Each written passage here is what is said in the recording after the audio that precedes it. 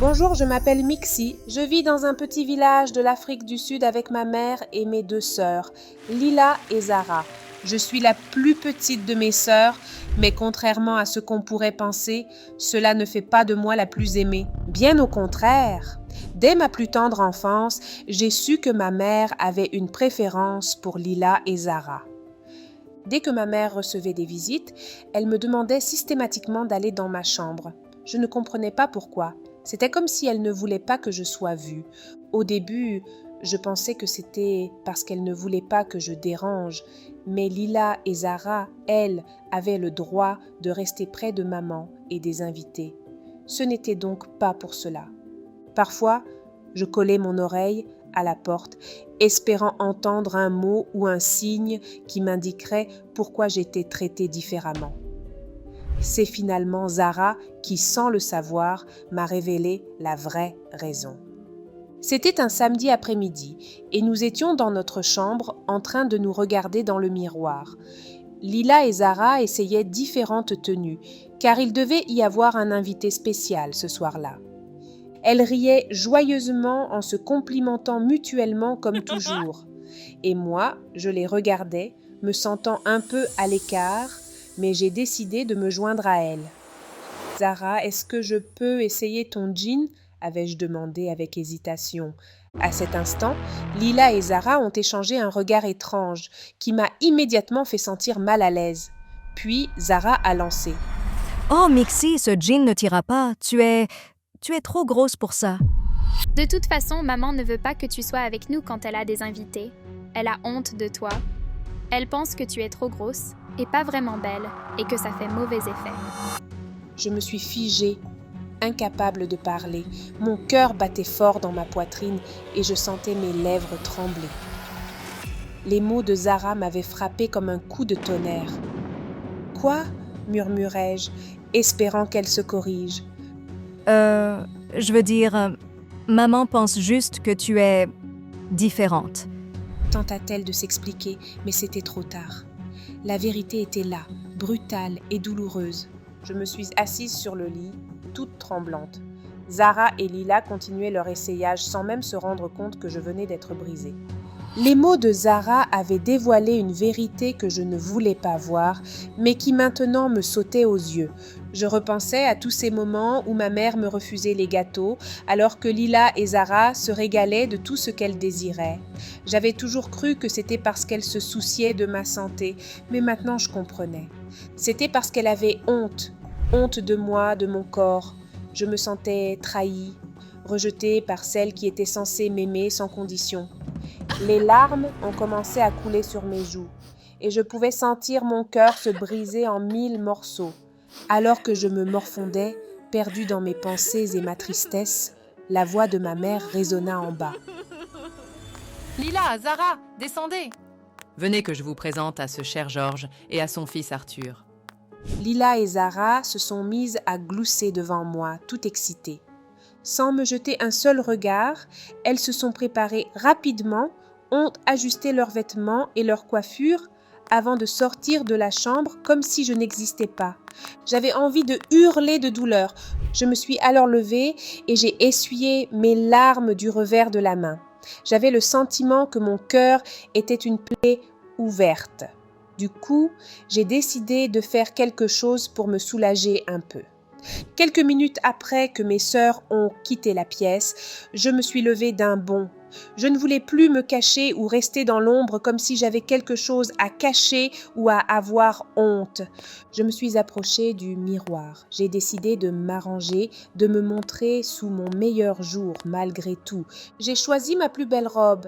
C'était de toute façon la seule jolie robe que j'avais, mais elle m'allait très bien. Devant le miroir, j'ai vu mon reflet. Peu importe ce que ma mère et mes sœurs pouvaient penser, je me trouvais belle à cet instant.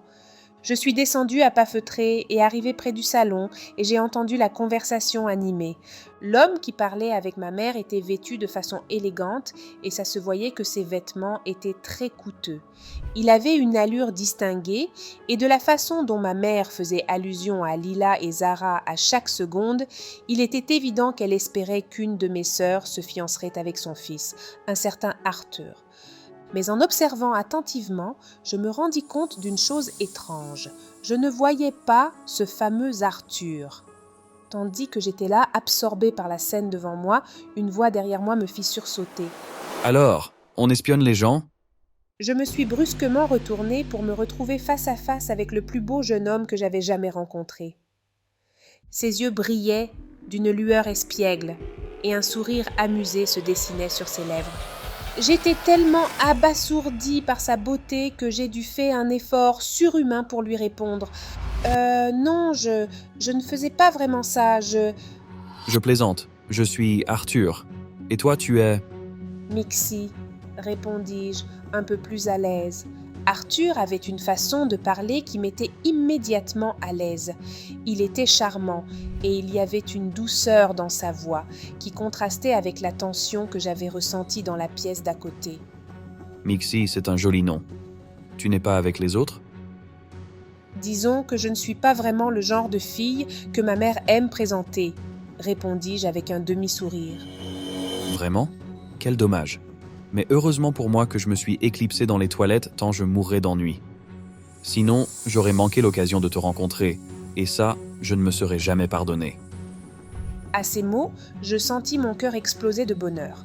Je ne savais pas s'il disait cela pour me remonter le moral, ou s'il le pensait vraiment, mais j'étais heureuse d'entendre de telles paroles après la révélation que Zara m'avait faite quelques minutes plus tôt. « Et toi, Arthur, qu'est-ce qui t'amène ici ?» Oh, la routine. Mon père s'est mis en tête récemment que je devais me fiancer. Il a donc décidé de me faire quitter la Grande-Bretagne pour me présenter les 2 filles de sa bonne amie, qui se trouve être ta mère, je crois. Pour être honnête, ce projet ne m'enthousiasmait pas vraiment. Mais maintenant que je t'ai rencontré, peut-être que je vais devoir reconsidérer les choses. Il y avait une étincelle de malice dans ses yeux, et une fois de plus, je ne sus pas s'il plaisantait ou était sérieux.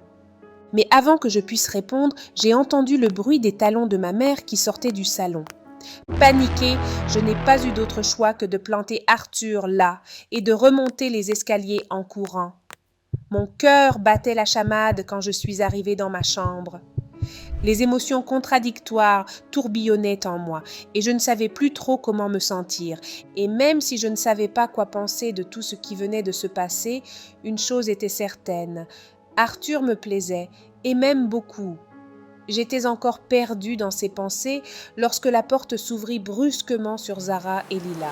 Arthur est tellement beau, mais il ne semble même pas nous remarquer. Oui, c'est bizarre. Il ne nous a presque pas adressé la parole. On aurait dit qu'il cherchait quelque chose, ou quelqu'un d'autre. Je les observais du coin de la chambre, silencieuse. Il y avait une part de moi qui se réjouissait de leur déception. Après tout, elles avaient toujours été les favorites, mais en même temps, je ressentais un pincement de culpabilité. Elles étaient mes sœurs, malgré tout. Le lendemain, alors que j'étais dans la cuisine en train de faire le ménage, mes sœurs étaient sorties faire du shopping. Soudain, la sonnerie de la porte retentit. Curieuse, je me suis approchée discrètement pour écouter. J'ai reconnu la voix du père d'Arthur et, même si je savais que ce n'était pas bien d'écouter aux portes, je devais savoir ce qu'il se passait. Mon fils a eu le coup de foudre pour l'une de vos filles, ma chère. Oh, je suis sûre que c'est Zara. J'ai vu comment il la regardait. Non, apparemment c'est une autre de vos filles. Elle n'était pas là hier. Vous êtes une cachotière, vous ne m'aviez pas dit que vous aviez une autre fille. Comment ? Mais cela ne peut pas être. J'étais pétrifiée, les mains tremblantes et le cœur battant la chamade. J'avais peur d'être découverte, alors j'ai quitté ma cachette en vitesse et suis montée dans ma chambre. Une fois seule, les pensées se bousculaient dans ma tête.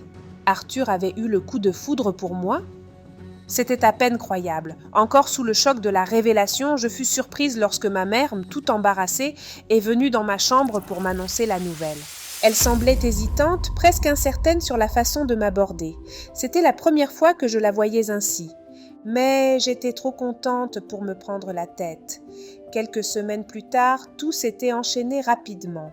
J'étais fiancée à Arthur et nous avions prévu d'emménager en Grande-Bretagne. C'était un véritable conte de fées. Tout ce que j'avais vécu auparavant semblait s'effacer, laissant place à un bonheur inattendu et complet. Ma mère, bien qu'encore un peu déconcertée par la tournure des événements, semblait heureuse pour moi. Je crois qu'elle a commencé à me voir sous un jour différent, avec plus de respect et d'affection. Quant à mes sœurs, elles ont été surprises, bien sûr, mais au fil du temps, elles se sont réjouies pour moi. Et pour moi, tout ce qui compte maintenant, c'est de me focaliser sur mon amour pour Arthur.